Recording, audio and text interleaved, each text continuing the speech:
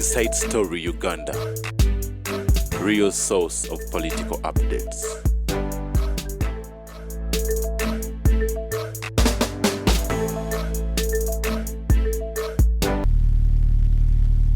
So olusalu lwani kakati instead of arguing a point mumikisinga yinula bweyategeera nti bayenkolokyas bayingira mu ttaka lya what it is do yasimba ebikondo oyo yayiye tetuwoza naawe ekikondo tetwalisimbyewo ekikondo ng'obwoli gwe watuyingirira train tetomerwa train yeyajja mu Uganda yeyasookamu leerwe eyina mita 4 ku buli site bayingiramu. Where was Uganda Railways?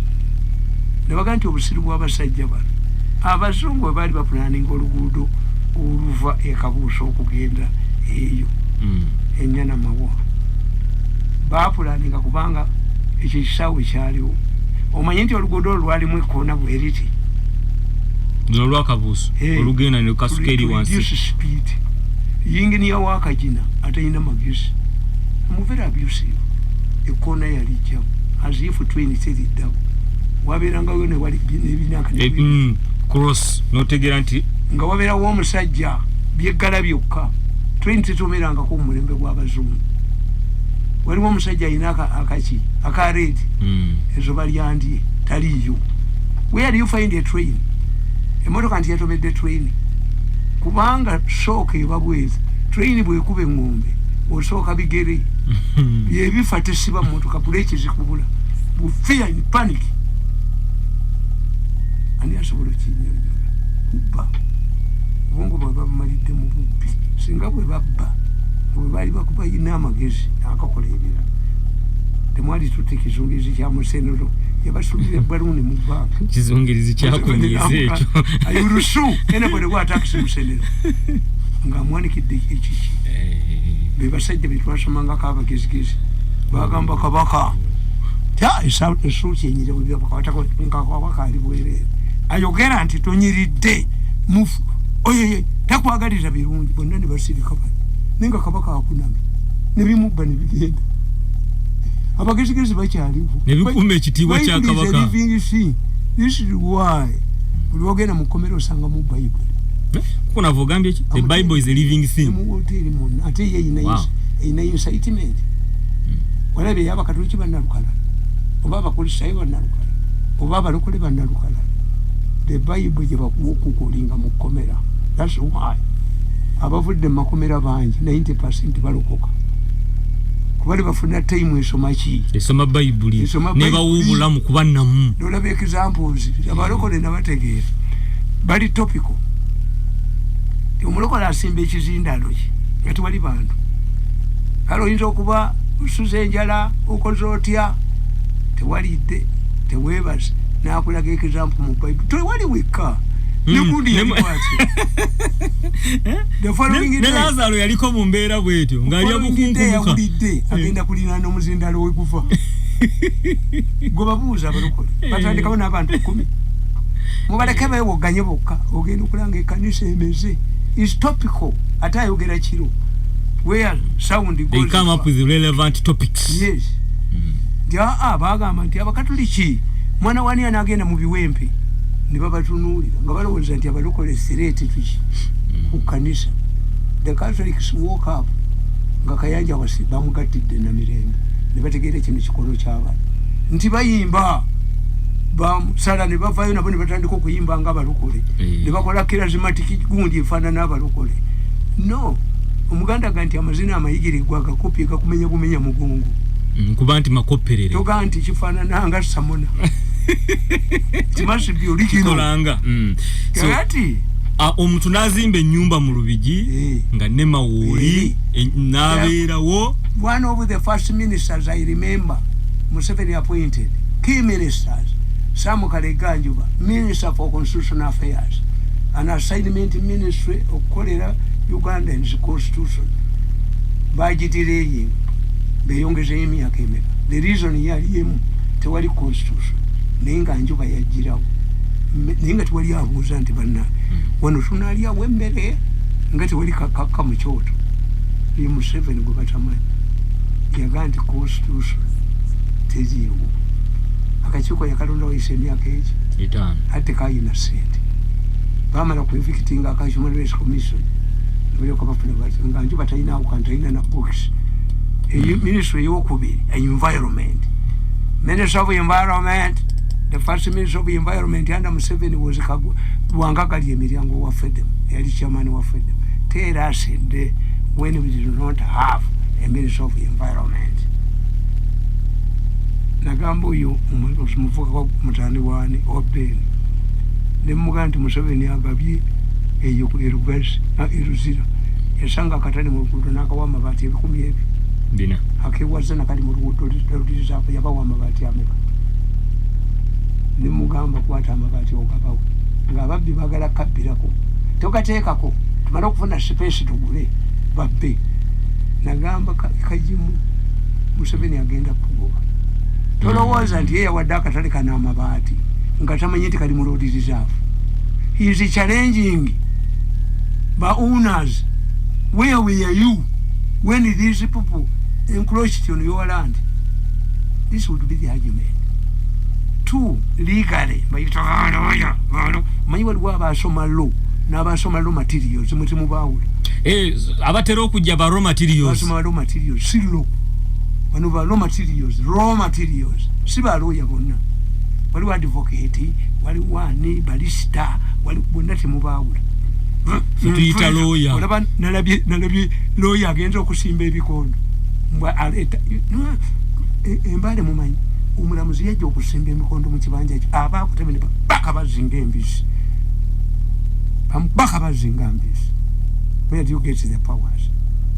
Nti lawyers mu kitundu wano ate mu bagezi muyenga wano lawyer yageze n'akatwe n'avaayo nga mulamu yati the argument is what is an illegal structure kasite ekizimbe kyonna kisukka fuuti 3 it must be demolished by a court order. Nsanga mubigi nekitwakita kyo nkubaka asidi enaliko ntukuba mugonge eno nafulumira mu lubuto kubanga abanne mabo bagambye nti bana abadde basenga mu tebagenda mu koti kwekubira ndulu yesonga lwaki police to monitor what but what Museveni doesn't know nti every election in Nema yonoona obululu.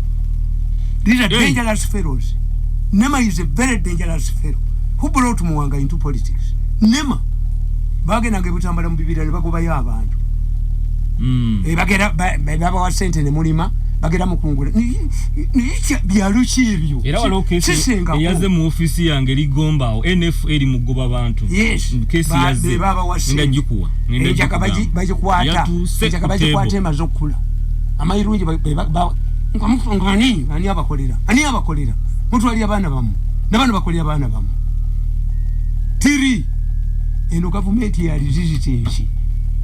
So owe bafubuli mu bana abannema they slept on their job mu mateeka tolaba abasajja abajozi nga bakusanze nga oli mujozi nzira politician nzirekawo tuporovoka mu mujozi mulageko omujozi asanga polisi nagiwamu omusenyi nagiwamu amayinja nimugenda mu kkooti amateeka gagadiriza time ne baba bala nti ettaka liryo nayo yinako ki who has more value bwe bakola ne bayiwa naye wakuyange erisengera wano bwaguuga liwemu kulageko nange nagirekawa nagwa mujozi agiyingiramu wano nze nina amaanyi g'ensi akati kankubuulire nti Museveni nabagamba Museveni lwokusifa Museveni detects enemies from afar. Museveni is a card player, a card player.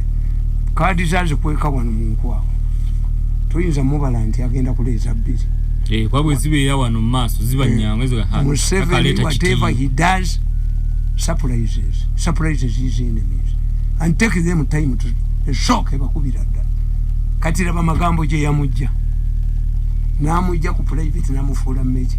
He knew his assignment to arrest these people.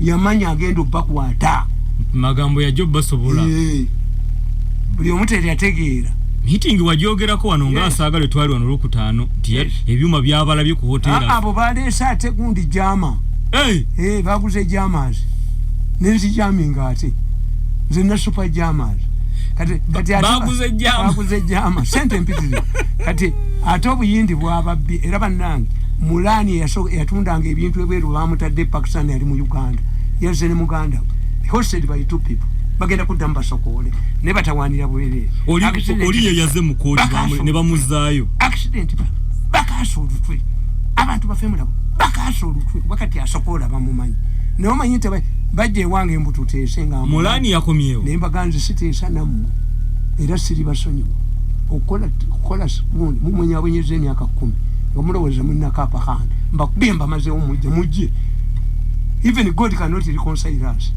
Siri Rudamanti I have to reconcile with me or forgive you. Is it mandatory to forgive you? Yes, living singe kugamba sonyuwa. Kuchi? Jesus wayogedde nti living Bible is living thing. Kuroba katuiza kuroba.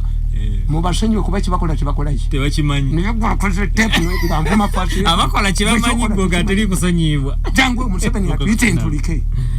Kutulikiremu. Museveni akola statement ena n'agamba mutabani guyina bakulukusi bakutte bani bamawanda si babadde nabo uli statement yagamba mutabani oyina bakulukusi how many years asimingi nze Museveni nange samutegeera nga bakabaka bajja mu State House aba Uganda mulabono katikira abageze ntebe kusaba sente mubirala tajja ku sente n'omutega 10,000 badde boogerera owekitiibwa Nabbosa Ssebugwawo 10,000 nodda mu lujjalo n'otuula ajazironda ye ku sente wa sente aba Buganda tebajja n'angamba mirundi as usual the Buganda king has no representative and has not come highlight Yoweri Bunyoro mukifaananyi highlight Yoweri Bunyoro in absence of these people. Museveni is a humble man atakola naye atamumanyi yakebera no mu kamera nabuuza Katunka ndaga oba ekifaananyi mwekiri n'akiraba mu kyonna. The following day early morning mbandi wange, have you read a New Vision? No, Your Excellency. Where are you? I'm at home. Go and buy a copy. Ndachikaga nakomawo mirundi. Have you got a copy of a New Vision? Have you seen my photo? Where is the Bunyoro king? Nga bakijjemu gwe bajjamu yekka n'atuyita entebe mukambwe nnyo ne Museveni taboggola akuliizoninga n'abuuza photograph what happened to my photo. Ne munyonyola tukiyita cropping kitegeeza yinza okuba ne space ntono ekifaananyi nenkikuropinga nemusigalamu gundi n'abuuza Kato, is that what happened? I don't remember. I don't remember. Museveni walked away. Now come on. Mirundi, I sometimes take what you say. This time I'm going to take your explanation. Why? You don't know what is eating you. Again, yali andabula. Nakalima yakubira kabusenge simu ne bakijjamu bangobe. Ne olaba nga yete yakyogera. Ate teyangobaawo naye yagamba. You don't know what is eating you. You don't know what is eating you. Yenga yabategedde da. Kayihulera yamugamba oyina kawukuumi. Yetategerekeka. Go back and ponder over his statement. Olwo yagamba timunonyeza nambula nenkuba nesimu ssebo nambula naye singa amanyi banne bye bamwogerako baŋŋambye yabadde atamidde. Temwamutegeera bwe yali agamba sijja kukola action yonna eyakiralu ono yabadde atamidde. Aba ate Lwanga ye kimugamba akibisopo Lwanga tumunoonyeza omusajja mutamivu sooka omuwummulemu. He does not react. Omuganda kyakugamba nti Museveni manya ekikere bakibikira kwa musana kikaaba kwadde. Nabaga nti oyo muloni ng'agenda wa president ng'amugamba Your Excellency, Kadaga is using a wrong whistleblower. There was no money stolen. Mweno damu yejinja bajitani. Isi Eyo damu isimba damu. Isimba. Isimba damu. Egenda mu constituency ya Kadaga. Nga mu 7 aba 54 billion ku damu yabakutedda ne bakola statement wazipye. Mweno ni yavaya asanyuka. Yes, I know. My sister, I know. Kadaga is using a longo whistleblower. Teyamugoba. Yajazina. Neyenga ababye. Ye yabakutedda. Yabayita. Nabagandi omusajja agenda mu Bank of Uganda. Nabba mu 10 billion. Nga ye isafonye. Musebe namuyita. Namugandi. Are you Mr. Aponye? No. Then you are not Mr. Aponye. You stole my 10 billion from Bank of Uganda. I want it. Bring it back. Bali baziride. Mujukiranga mumwogera ku kyage. Bane bebazi sonda ko some years mu 10 billion. Now agenda. I found what happened? I found him seated in his sitting room. And what happened? Have you brought my money? Yes. Is it 10 billion? Yes. If I count it and it's not 10 billion.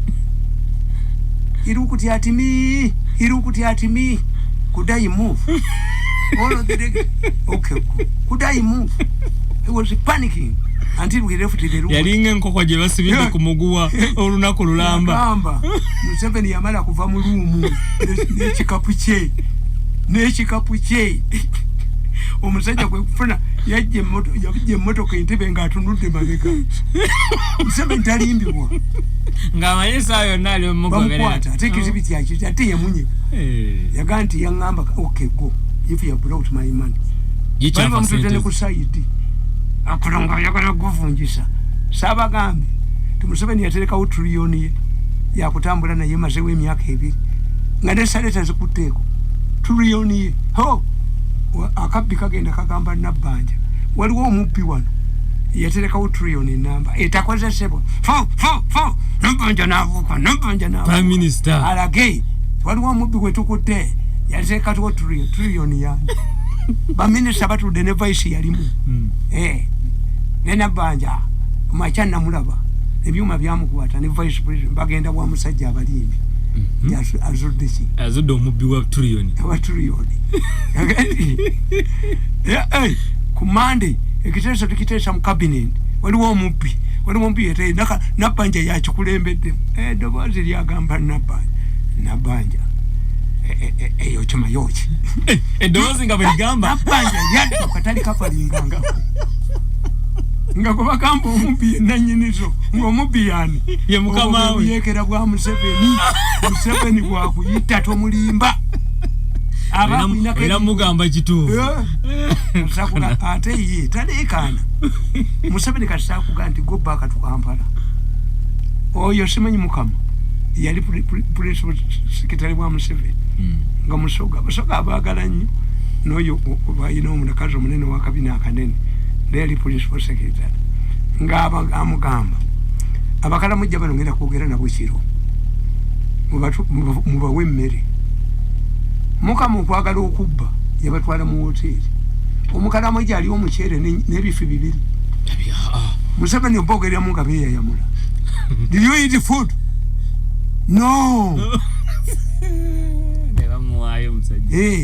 Ya Museveni abakalamujja abawanteeza abwe ne bafumitako omusaayi gwabwe ne bookya embisibisi ne balya toyinza kukwata mukalamujja mmutwalawa yagamba mukama nti go back to Kampala omulimbo gukoze eki gukulemye abakalamujja be bagobesa mukama butategeera ekisajja ekirala nakiraba kimuvaako emabega bwekiti bamanye ebyo ebibbe bibeera nnyo nga bikange balwanira katenti ke oyo kati oyo tomulaba mu tenti oyo balina amaanyi mu ggwanga muno amawulire ne gakuba the most trusted aid of Museveni olubabbi balina diiru gye bagoba gitwale w'abantu mu monitor naye abamonita bagamba nti ekyo mirundi ajja tukuba atumaleko abamonita nga ebagamba bakiwa Ssebbowa wa Bukedde obuwumbi 10 bulemedde awo buliko omubbi Shabuwe dukatala bikangako ali wabwe yekukumi shabuwe ali bifira obuyekerobo mukukunavu Museveni bwalina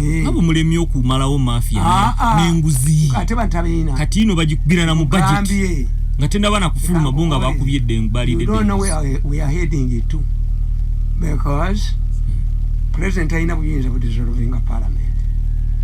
No, but can we have a discredited parliament? Tesobola kuyisa mateeka bandi baka challenging. Is it the parliament that the framers of the constitution had in mind? Self-sustaining, ejira sente mugundi, eyekolera ki? What happens to abuse of office?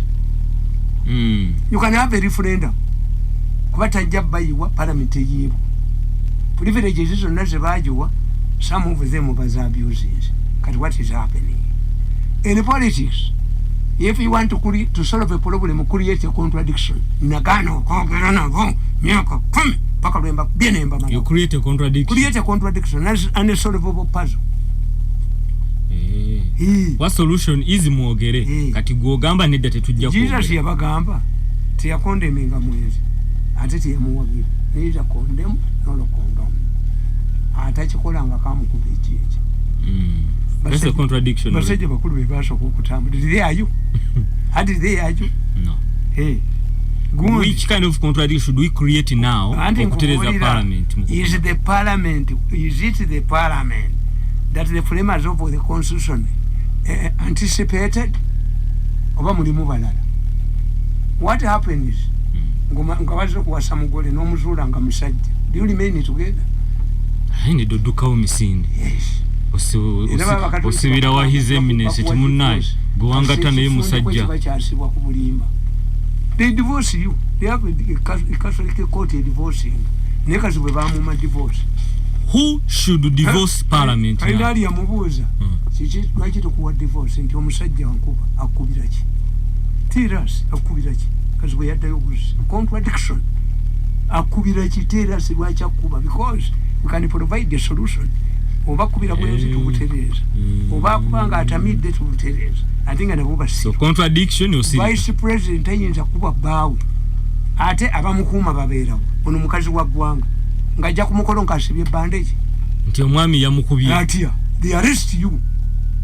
Waduli bawe. Ate kazi wena jako lensobi. Bwe yali alayira. Yagamba president. Saba president. Mpwalu kusandaire n'omwami wange. Kakati they became inseparable. Nafuuka omwana wa Maria. Yasalako keeki ensambya ne kalidinaali. A mother of a Catholic woman. Bali musse. Museveni yamuyamba n'amugoba. Bwaba Katoliki gwe bayimiriddeko omwana wa Maria. Ate gwo gamba omwami yakubye. Otandisa kuyimbira ebitabo by'abasiraamu. Ogambye ekikazi we yagamba nti abasajja abatali bakomole bakyafu. You people. You don't understand your statements. So they can cause you problems. Mkukunavu mudakiika emu. How can we divorce? Who should divorce parliament and how can we divorce parliament? Anti Museveni ajanise. Ajanise is creating a contradiction. Atenga mugundi mu draft ya constitution mwalimu National Council of State overall parliament where we resorted to. Kayamba najikuba najijjamu. Why? Bakanyamba bali sebamanyi byabufuzi. What drives the system? American Congress bajiwa bino byonna. Naye atu mukulembeze bamuleka ko buyinza. Nti tuyine kiti disappointment. Kennedy yaleta muganda we mutowe ngato ne jino ne bagana nepotism. Kennedy yabagana nepotism. Nepotism kitegeeza kulonda atasobola nga muganda wange. Muganda wange yomu ku baloya abamanyi mu ggwanga. Kati sale nepotism. Muhozi nepotism. Nepotism means kuleta atasobola. Era bano sinza kutiisa nabo. Bwe bakuba Pearl Harbor eyali president wa America nga Bajapani bagikubi. Yagamba we should not fear to negotiate, but we should not negotiate under fear. Mwemba yamba bamanya bunyizana nze nenjogera n'abaana abo kankubuti ne Museveni mu district nga bw'abatu family yange nzita if you knew nga tojja kumalako lwaki otubonyabonyeza kajeka kuba ennyondo mu mutwe nkuko navuka tukomye wano olwaleero kakati okalaba kati balizo otinze kuki ku jamas jama nazikutte nazijamize okyalina okubalaba bwe balowooza nti bagenda kumpa ssente bagula eddwaliro ne baleeta abasawo ne babasomesa basokole mbakubye n'eddwaliro terikola leeta supply y'omulago kati basupplyinge kaffe tubalaga where do you get human parts? Do you have a farm for human parts? Kalenzi gwe kati programu zange bazikwatako ma eyo ma there was a time lwe najjanga wano simanyi nakumanya obeena aba mbakubye ne mbateeka ku ttaka singa bakuba buli omu n'abakuba buli omu gye bajja omutwe n'abakuba buli omu n'abakuba buli omu n'abakuba omuntu yajjako kakanaka musanyusa okulaba muzee naye obadde ontiyisiriza ate ntya nga byotandikiddemu nti enjovu evudde ku kyalo nti ata babikakamyu omanyi waliwo abayinza okugenda binayiisa mu 79 waliwo insecurity y'amaanyi ne batta abasawo emulago abasawo ne beediima twalina baasi nga bagiyita mpaawo atalikaaba wakiwulirako mpaawo atalikaaba yatambulanga essaawa ezi neyetolola ekibuga kyonna ng'eronda abantu bwe batta ng'ebasula ku nabunya naye nga oba dumping place yayeemanyiddwa tozijasa ambushing eti ne babakwata balina killing place emu nga battira mu kifo kimu n'abajasi baamini balina killing place emu nammanvu people don't know tebattanga omuntu nga togenda ku poliisi agenda ku Uganda wise omuntu bwabula genda mu mochari emulago obe nammanvu enammanvu waliwo n'abavubuka bo balya ku mirambo munonya yambadde saati kinti myufu oguguli wali yes kakati birayisa mu insecurity eyo ayita abantu ku Constitution Square Radio Uganda yali emu twakeera ku makya nti binayisa alina solution ku insecurity binayisa bwe yajja atamidde ne mukazi we nga mutamivu binayisa yali anywa omwenge nga mutamivu muyitirivu alyoka agamba mukazi wange mumupye mukazi mutamivu muyitirivu kati abantu balinda ebinayisa ayogere ku insecurity yagamba mbotole nekigundi ekyo ekikata kye bayitanga nkata kyaliwo era kyekyatabula binayisa ne muwanga kimere enkata kyekyayogeranga nga kikozesa gundi gwe nabagamba ono bayita owa movement Agustino Kamya kyali kimuzize nti abba ebintu byabayindi ayinsayitinga abantu obutagula byabayindi ye naabijjayo ekiro naabitunda mufere bano bamuwa omudaali olwa movement omufere yennyini bamutira wali ku mini price agenza okubba ku bayindi sente mumpe sente ngamba amini abasonyiwa basajja bamini ne bamuyolera we bamusalira obulago bano omufere bamuwa omudaali nga batunuulidde movement Agustino Kamya omufere yennyini kakati binayisa ayogera ebigambo bisatu yasooka n'abagamba nti okutta abantu kuvudde ku bajasi ba Amin abadduka nga mumuli mu buyinza ate nga bajasi b'obuti be battanga abantu to show that binayisa cannot manage the country. Ekyokubiri n'agamba emmundu nzisalidde eddagala ndeese magnet magnet eyo ejja kusika emmundu n'agiina magnet abasirikale amagye ne beetulako bwe bati bebattanga abantu bamanyi magnet teriyo magnet ndeese magnet ate ng'ayogeza buvumu muzisuule emmundu muzisuule ojja kujja nayo abatta abantu ali nabo bamanyi magnet tekolaki teriyo kakati ekyasembayo botola President binayisa ng'obyamini mu magye eyadduka edda omu yategeera nti ono takyalina kantu talina kantu Badege. Twatambula butambuza. Wana kabisi katuse ku mutwe. Anga batambula. Yo binayise sine mufamu. Taina solution. Yagoba eyegobedda. Gobi Amini mu maje. Amini gwagobanga yegoba. Yagenda. Omusajja Kamusi Banda bamutegeera nti awusse. Omusajja we yali amaze emyaka nga mufu. Najja mu parliament naye mukwano gwange yatulanga nga sikyamulaba bonna ne basirika. Eyafedda n'oziika n'okuziika. Notegeera Kamusi Banda mufu. Ana bagamba nti Sulemani bwe yafa yasigala ku ntebe ku Namulondo ye ng'atudde. Ogambo no Bible Sulemani. Teyawunya teyakola ki Sulemani. Kakati enkuyegeze ezayogera nti Sulemani mufu. Ebinyonyi ebikiri mwe nkuyege mumutegeere nga tetundategeera mwe nkuyege mmwe. Zibaganga tubabuulire Sulemani mufu. Temutegeeredde tumulumye ebigere takyuka. Enkuyege ezagamba tulumye Sulemani ebigere ne Sulemani takyuka. Ogusansonga kimukukuna. Gwe abantu balindirire biralo babulira mikira gyabika babulira bageze kulaba kabaka tuwebaza Museveni yabawadde tikiti zaba nababulira kiwandi wajja n'otugamba last Friday nakomawo bwati ng'atabaala Obuganda naye bw'olesa akakabaka Sulemani ninira likeso yafiira mu ntebe. Sulemani yali yafadde Musamba gambena ku 40 ana yo gogozanyirako ntayina magezi yabanaki era oyina kyoyogedde mu byobufuzi ffe tulina abantu babika bibiri mu gavumenti. Tulina bagiwadde omuliro bo tebalaba kibi bayita bafulatalaazi omukulembeze tabagenderangako. Apana tugende ku bafulatalaazi ne tuba n'abantu bebuyita the voice of reason or wisdom mu gavumenti balaba ekibi abalina eddoboozi ery'amagezi kasobakkiriza the voice of wisdom the voice of reason kasababula mu kintu mu Yesuusu lyonna kiba kifudde ate olina obbawuliriza.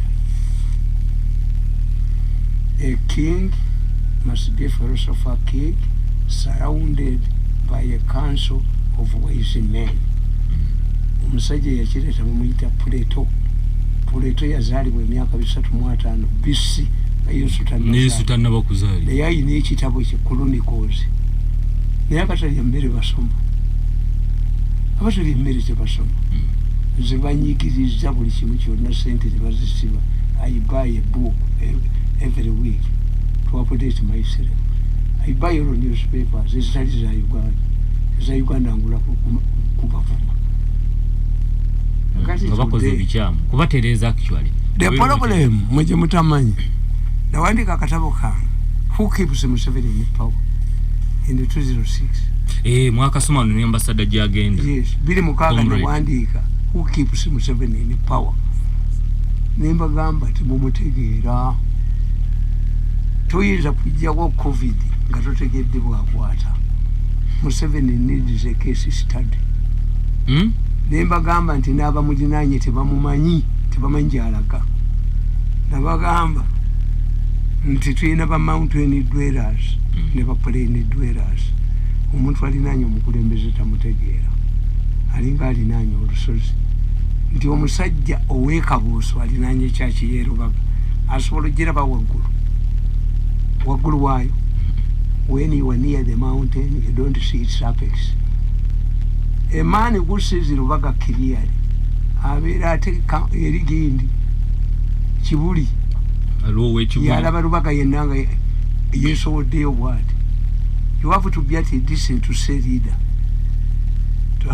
Abalengeri ewala tubayita abalinaanye olusozi omukulembeze tubayita ba mountain dwellers.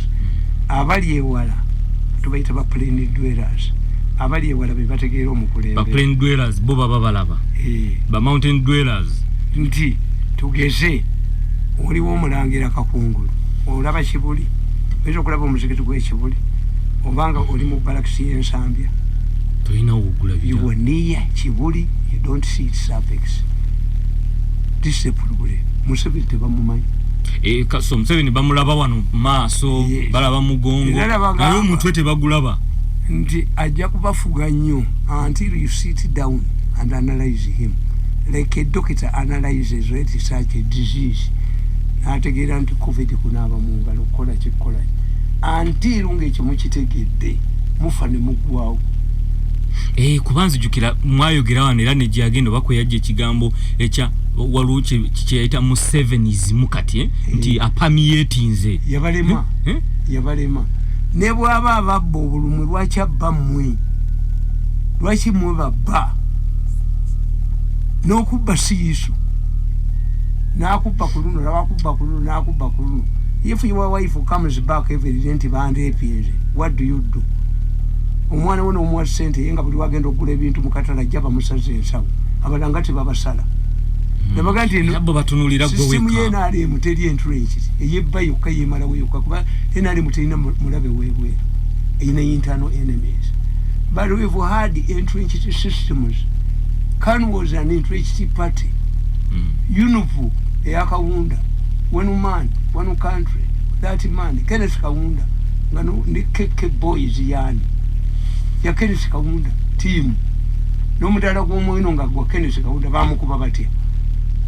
They started Kaunda era Kaunda yagamba singa sali mulokole nali nemera mu State House nene nali mazo kwekometinga mu bantu yaganti maliti party mujirete tewali buzibu ono kiruba ono omukongo awangulenze nagambo yukuyu Firuva yasomawa Dr. Kaunda babi bawanga buwi bobwete Dr. Obwete ku university kimuwe buwi kitibwa atambo honorary doctorate yavuma ka kiruba nakagamba nti rabo yo mukongo nti yakoma mushi mu junior 2 nikamugana ego liwa P6 oba dokita bolina ndiko wagu ndiko wagu kumanyira Yesu sibino birala kamu kubechi why basadira Kaunda amagezi nga kiruba jakubolu kungana tebali nyayo bati Museveni tobi mukola detecting Museveni muyekera tobi mukola okubala box Kaunda yaganti nali ne made mu State House but I had committed myself atenga andi murukola nizileta ndadaye meja buyoya e Burundi nali forming equal abakutu benkana n'abatuusi ku bwambasada nakola kimaka e Burundi wano nga bagabira kuki bagabira pulanka sibi ya tribe ne bagamba nti mumanyi mbani abani wonna batuuma amanyi buyo ya mama we mufutu nge motoka yabuyo yabasundika nsindike mu Bujumbura era waliwo wane kibina kyonno sem kyave Burundi nekituga nti ake Burundi kawedde buyo yagwa n'abawa 85% baba mubbi 85% jajofuna ndadaye tewali muhutu mugezi yasigala mu Burundi ekyabayamba kyali kimu nti ekereziya mu Burundi yali yabakutu ekereziya yali yabakutu ne sala ne baziwera ne seminariyo ne baziwera mwekereziya mu mufutu solutalo bantu kibatamanyi bano benda bali excited yabekereziya Nigeria wali omusajja nga muyita Abacha yasirise ensi yonna kati ne wasigalawo Khalifa we Sokoto tubabisomanga konti kalifeti Khalifa we Sokoto yali badde nga kakungulu abeera n'abagoberezi nga talina ggwanga ng'agakaane abana abagoberezi netalina kuba tulina gwe tuyita sultani netubeera n'amiri netubeera ne Khalifa omumanyi nti Khalifa ayimba nyimba si bwe kiri tubaawula eyasoma ebyeddiini neyasoma ebyombi amiri sultan ne Khalifa ati ensi yonna nga esiise etya Abacha basigadde batunudde omuntu ogwo Khalifa we Sokoto. Khalifa we Sokoto yavumira Abacha mu muzikiti nga gujjudde yamutwala nenga totayina nga ne Juba agimujjemu tayina yamubalira mu muzikiti yamufumiramu abacha bweride kasita odira dini n'ogiteeka mu byobufuzi ekiwuka bwe kyeteeka mu bisasiro bano abayola gabeji bakiyoleramu enkoko ekibojjeramu jayo eddiini yogiteeke muki ate bano tebamanyi nze abakatoliki mbeewuunya nti mwe mweyawuleko kandireeti mpuuga w'abakatoliki kandireeti Bobi Wine w'abakatoliki mwe musitadinge ekibaganya okufuga gwakafufuna mu independence kiki. The moment you isolate yourself, other people gang up against you. Bakandidate babiri bali mu same party, omu ye president, omulala deputy, ate bakatuliki. Bobi Wine erubaga bamulaga nga wane West yanga father. Yes, another person can do it, but identification. But father, mulonde mwanye emyufu zokka. Nga n'abasiraamu beefundikira nga n'abasabize beefundikira kutaka. You have not started. Biden wali omulabeko ng'alinnya e Roma ewa Papa. Trump yagendayo namukwata ne ku mukono namupapa namukuba oluyi n'agenda ewa Queen oyo Trump ng'ate alambula parade yakulembedde Queen yagenda okutuuka era nane nga balikoledde kiddole kinene bweki kujoga abangereza otujoga otya osinga otya Queen waffe naye Biden mukatuliki oyo president wa America politics and religion yatunulira banne ba Kennedy bani buli mukatuliki bamwasa esasi mu America olaba agende Vatican olede papa akimanyi nti mukatuliki naye Bush yagende Vatican nga papa weyite 5 takyayogera na kwogera ne mukazi we nga yambadde ng'omusista. That's the rule of Vatican. Zenda ba prime minister bani nga bagende wa papa. The rule is clear. Omukazi agenda okulaba papa yambala nga musista. One of it agenda nabo okulaba papa. It was only the first lady who followed the rules. Abo ndabe mulaba abakatoliki bajjayo sapule kulaga bantu. Ne Lumumba teyafukamira papa. Ne Monsignor oyo yagenda ate ina sapule wetwagenda naye. That's why the Pope identified me with a rosary. Nabaga nti call that man back. Papa. Ayitebwe. Ayiniriti era bagamba tafukamidde. Vatican neweereza ekifaananyi ekirala nga nfukamidde. I know you were a politician. Ask God for 3 things. Immediately osabaki mange abwangale bwali ayingidde ekikumi wasaba mama wangale ekyokubi sente bamunyabunyizanire mbantunda ku simu yange nve wange nga siina nga kakadde kwekali simanyi naje tebate bakuba na simu wasaba nasaba mulimo saagusaba olwavayo bagutwala nali ngangirina tewasaba mulimu singa wasaba obuwangazi ku singa okyaliyo unity ya family they united bana babakazi banja uleyite wanu naye bayina omutabani akutawanya nomara ne muddawo ne mutambuza obulamu bana bamukiri na muntu wali wahamu na mutereza kyayina eddalo buli omwe ayina gwatya mu family akatete mwemba bolera politics tumujje mu ddiini abakikole nti Archbishop wa Kampala agende ne Masaka akulire kwa Mpuuga why Mpuuga ati omukwata ye Mpuuga alowooza nti Museveni can be incited by mass. If you intimidate Museveni, then you have made a mistake. Kitegeeza are you setting a precedent nti ayina abantu takwatibwa omukatuliki ennyo takwatibwa.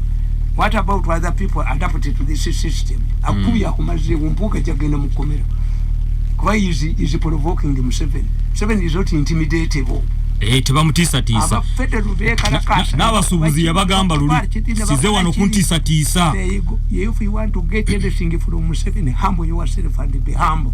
Tajja kuwa kintu ku intimidation n'abalala bajja kikupa. Kwatirako omukuku navuka.